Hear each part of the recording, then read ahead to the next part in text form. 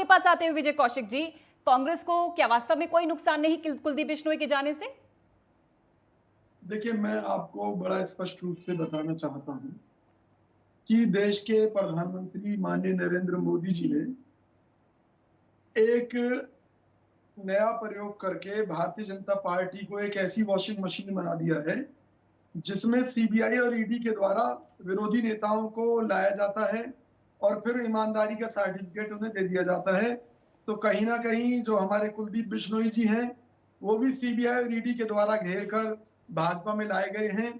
उनको मजबूर किया गया अरे था कुलदीप जी कि तो भाई वो बहुत समय से कार्तिकेय नाराज चल शर्मा रहे को थे, जीत। कैसी बात कर रहे हैं आप विजय कौशिक जी? वो तस्वीरें गवाह हैं जब प्रदेश अध्यक्ष का चयन होना था और कुलदीप बिश्नोई जब मुलाकात करके आलाकमान से वापस निकले, चेहरे पर मुस्कुराहट थी। लेकिन जब ताजपोशी उदय भान की हो गई तो उसके बाद कुलदीप बिश्नोई की ऐसी नाराजगी हुई कि वो कोप भवन में पहुंचे और राज्यसभा में क्रॉस वोटिंग कर दी।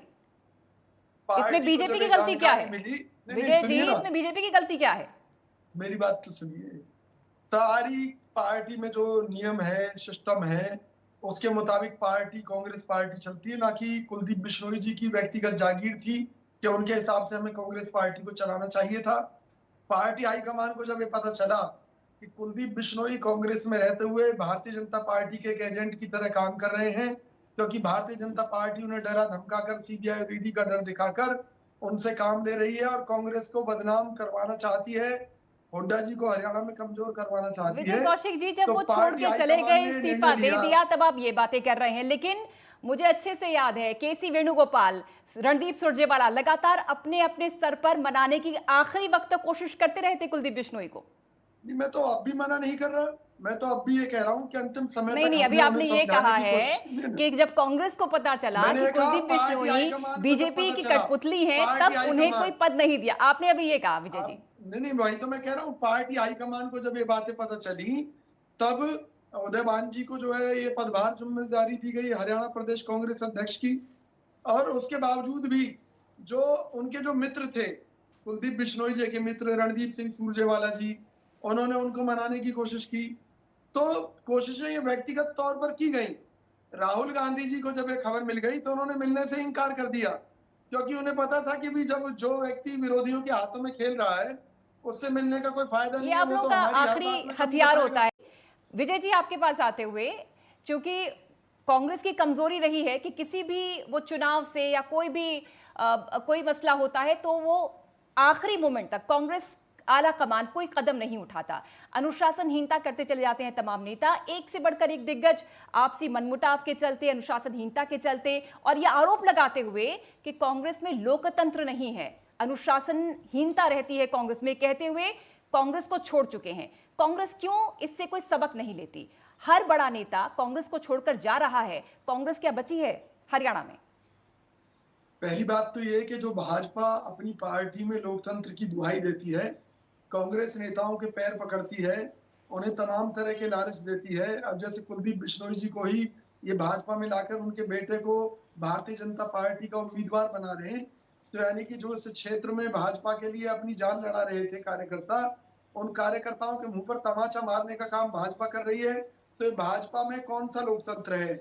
हमारे कांग्रेस के बहुत से नेताओं को भाजपा में ले गए हैं और आज भाजपा के नेता उनके अरे चाटुकार कुलदीप बने हुए बिश्नोई तो हैं। जाते जाते आप लोगों पर हमारे आरोप लगा रहे हैं, वो तो आप पर आरोप लगा रहे हैं क्योंकि कोई सुनता नहीं, कोई मुलाकात के लिए तैयार नहीं होता, वो सुनिए, कांग्रेस पर आरोप लगा रहे हैं सर। अरे मेरी बात सुनिए ना, मेरी बात तो ये मैं ये कह रहा हूँ तो कि इसमें चलिए बीजेपी की हमारी बात साजिश तो है छोड़िए पहले, विजय जी, बीजेपी की लेकिन ये साजिश जो है। कुलदीप आप बिश्नोई सुनिए अगर तो ये सही। कह रहे हैं कि कांग्रेस वो मैं तो पुरानी एक बड़ी कांग्रेस सीधी नहीं सी रही। मैं एक बड़ी तो कुलदीप बिश्नोई भी वो पहले वाले कुलदीप बिश्नोई कहाँ रहे? अच्छा। उनके पिता ने जो संघर्ष किया था उस रास्ते पर वो कहाँ चले?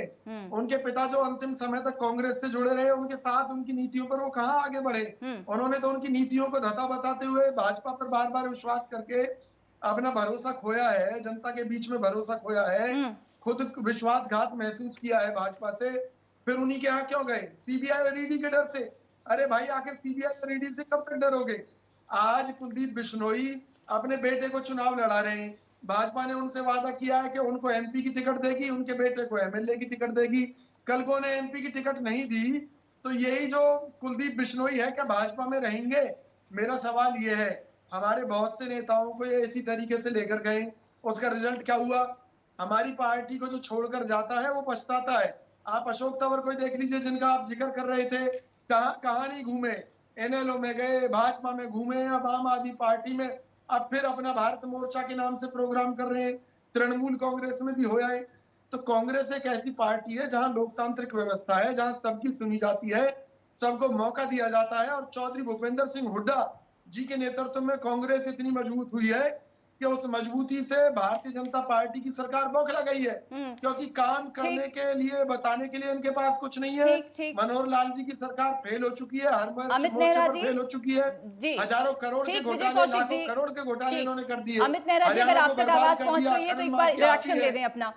अमित के साथ आपने भी सुना होगा जो प्रवीण अत्री जी कह रहे हैं, लेकिन सभी जानना चाहते हैं, क्योंकि आदमपुर जो है वो पूर्व सीएम भजनलाल का गढ़ रहा है, कुलदीप बिश्नोई लगातार जीतते रहे हैं, अब कुलदीप बिश्नोई बीजेपी के साथ हैं, कांग्रेस क्या सोच रही है, क्या बैकफुट पर रहेगी, कैसे मुकाबला करेगी? हालांकि चुनौतियां कुलदीप बिश्नोई के लिए भी हैं, क्योंकि आपके साथ, कांग्रेस के साथ साथ इनेलो और आम आदमी पार्टी भी पूरे दमखम के साथ इस समय उपचुनाव की तैयारी कर रही है आदमपुर के।